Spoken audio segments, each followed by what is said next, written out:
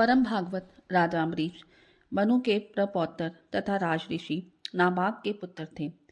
राजा अम्बरीश बड़े भाग्यवान थे। पृथ्वी के सातों द्वीप, अचल संपत्ति और ऐश्वर्य उनको प्राप्त था। अपार भोग सामग्री के स्वामी होकर भी वह विषयों में बिल्कुल अनासक्त और वैराग्यवान थे। यद्यपि ये सब वस्तुएं साधारण मनुष्यों के लिए अत्यंत दुर्लभ वस्तुएं हैं, फिर भी वे इन्हें स्वपन तुल्य समझते थे। भगवान श्री कृष्ण में और उनके प्रेमी साधुओं में उनका परम प्रेम था।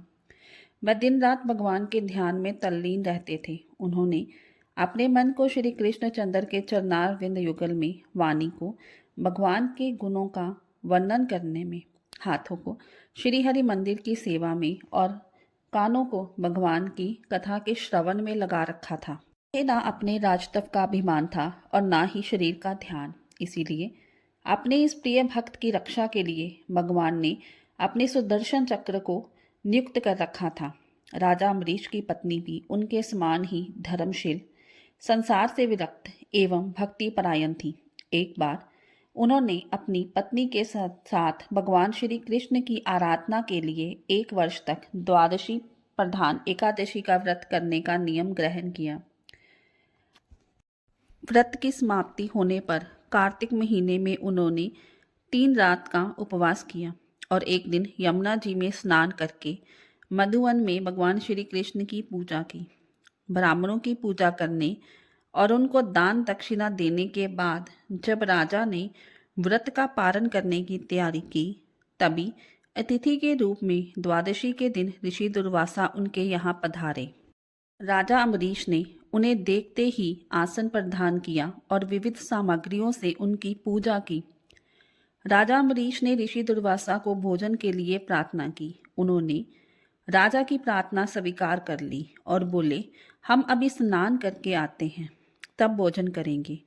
वे ब्रह्मा का ध्यान करते हुए यमुना के पवित्र जल में स्नान करने लगे। इधर द्वादशी केवल घड़ी भर शेष रह गई थी। राजा अम्बरीश ने ब्राह्मणों के साथ परामर्श किया। उन्होंने कहा, ब्राह्मण देवताओं, ब्राह्मण को बिना भोजन कराए स्वयं खा लेना और द्वादशी रहते पारण ना करना दोनों ही दोष हैं। तब राजा ने ब्राह्मणों के परामर्श से भगवान का चरणोदक ग्रहण कर लिया।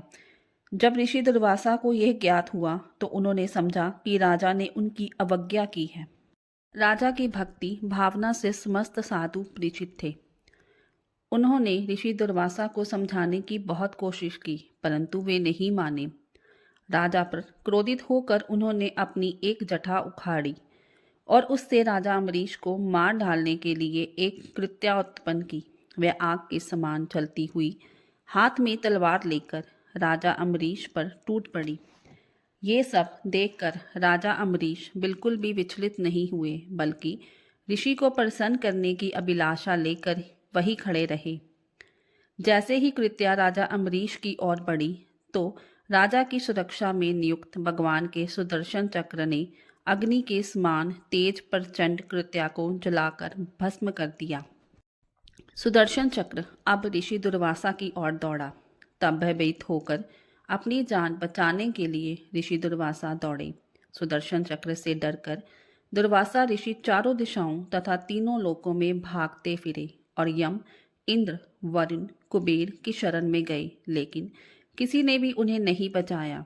जब उन्हें कोई भी रक्षक नहीं मिला तो वे और भी डर गए।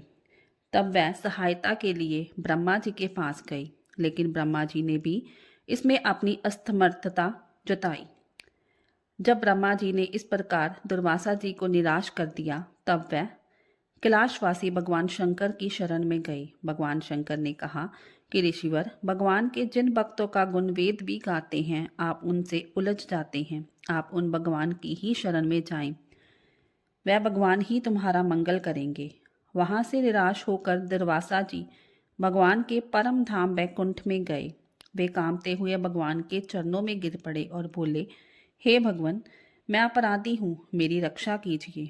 प्रभु बोले, दुर्वासा जी, मेरे प्रेमी भक्त तो मेरे हृदय हैं और उन प्रेमी भक्तों का हृदय मैं स्वयं हूँ। वे मेरे अतिरिक्त और कुछ नहीं जानते और मैं उनके अतिरिक्त कुछ भी नहीं जानता। दुर्वासा जी सुनिए, मैं आपको एक उपाय बताता हूँ जिसका अनिष्ट करने से आपको विपत्ति में पड़ना पड़ा है। आप उसी के पास जाइए। दुर्वासा जी, आप नाभाग नंदन राजा अम्बरीश के पास जाइए और उनसे क्षमा मांगिए, तब आपको शांति मिलेगी। ऋषि दुर्वासा निराश होकर वहां से चल दिए और राजा अम्बरीश के पास पहुंचे। आते ही ऋषि ने राजा के पैर पकड़ लिए और दीनता बड़ी वाणी से क्षमा मांगी। इस पर राजा को बड़े संकोच का अनुभव हुआ। उन्होंने कोमल वचनों से मुनि का आदर सम्मान किया और तब सुदर्शन चक्र की ओर मुंह करके हाथ जोड़कर प्रार्थना करने लगे। भक्तों को सुख देने वाले सुदर्शन चक्र ने राजा की प्रार्थना सुनकर ऋषि दुर्वासा को अपने तेज से मुक्त कर दिया। जब से दुर्वासा जी भागे थे तब से अब तक राजा अम्बरीश ने भोजन नहीं किया था। तब उन्होंने दुर्वासा जी के चरण पकड़ लिए और उन्हें प्रसन्न करके विधि पूर्वक भोजन कराया। दुर्वासा जी भोजन करके तृप्त हो गए। तब उन्होंने आदर से कहा, राजन, अब आप भी भोजन कीजिए। दुर्वासा जी ने बहुत ही संतुष्ट होकर राजा अम्बरीश के गुणों की प्रशंसा की और उसके बाद उनसे अनुमति लेकर चले गए। जब सुदर्शन चक्र से भयभीत होकर दुर्वासा जी भागे थे तब से लेकर उनके लौटने तक 1 वर्ष का समय बीत गया। इतने दिनों तक राजा अम्बरीश केवल जल पीकर ही रहे। जब दुर्वासा जी चले गए तब उनके भोजन से बचे हुए अत्यंत पवित्र अन्न का उन्होंने भोजन किया। अपने कारण दुर्वासा जी का दुख में पड़ना और फिर अपनी ही प्रार्थना से उनका छूटना, इन दोनों बातों को उन्होंने अपने द्वारा होने पर भी भगवान की महिमा समझा। राजा अम्बरीश में ऐसे अनेकों गुण थे। तदंतर राजा अम्बरीश ने अपने ही समान भक्त पुत्रों पर राज्य का भार छोड़ दिया और स्वयं वन में चले गए। वहां वे बड़ी धीरता के साथ आत्म स्वरूप भगवान में अपना मन लगाकर गुणों के प्रवाह रूप संसार से मुक्त हो गए। महाराज अम्बरीश का ये परम पवित्र आख्यान है। जो इसका संकीर्तन और स्मरण करता है वह भगवान का भक्त हो जाता है।